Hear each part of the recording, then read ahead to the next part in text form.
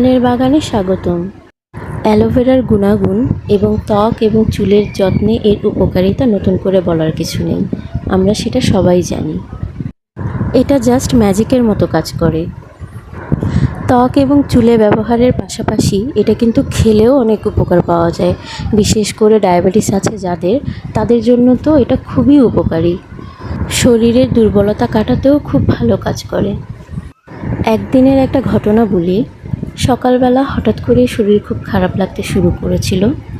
বিছানা থেকে উঠতেই পারছিলাম না, এতটা দুর্বল লাগছিল, মাথা কেমন ঝিমঝিম করছিল।